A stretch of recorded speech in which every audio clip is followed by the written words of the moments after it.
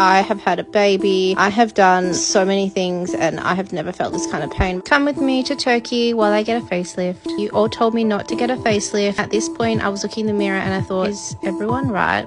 I low-key don't need one. But it's too late now, so we are on the way to all of our pre-op appointments. I had to get all of my medication, and this is when I started to freak out because there was a lot of medication. The next morning, I am up and ready, and at this point, I was sitting on the bed just so happy, naive, no idea what I was in for. She thought she was making the right decision.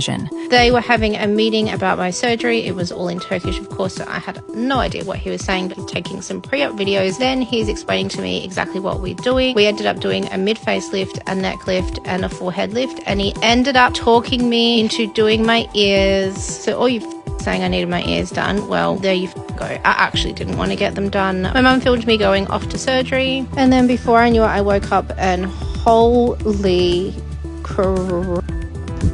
It was horrific. My mum had to feed me mashed banana. She hadn't anticipated just how tough the recovery would be.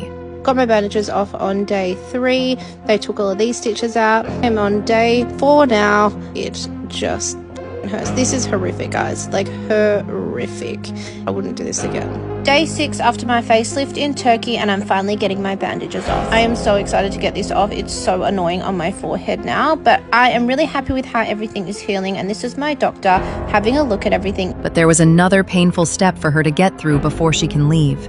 This hurt. This is them taking out the staples in my head. So I still had staples in my head and around my ears that was obviously keeping most of the tension together. So I had to have all of this removed today. And let me just tell you, the worst part was around my ear. So I've had so much hate. I did want to kind of address some of the comments on me having body dysmorphia or that I didn't even really need this. So my age is 37. The best time to get a facelift is 35 to 45, especially if you're over here in Turkey and you see how ahead of everything they are. She explains the science behind choosing to get a facelift so young. We still have a good amount of collagen left in our skin to support this new facelift. So this was me last week, just before I got my facelift. So you can see that my biggest problem was like the lower part of my face, obviously the jowling through here, and then also a little bit of my eyes kind of starting to fold over. This is me now with swelling. You can see that I definitely needed it. This is how my scars are healing, and you can see that they go all the way around the ear. They are looking so clean, and I can tell that they are not going to scar.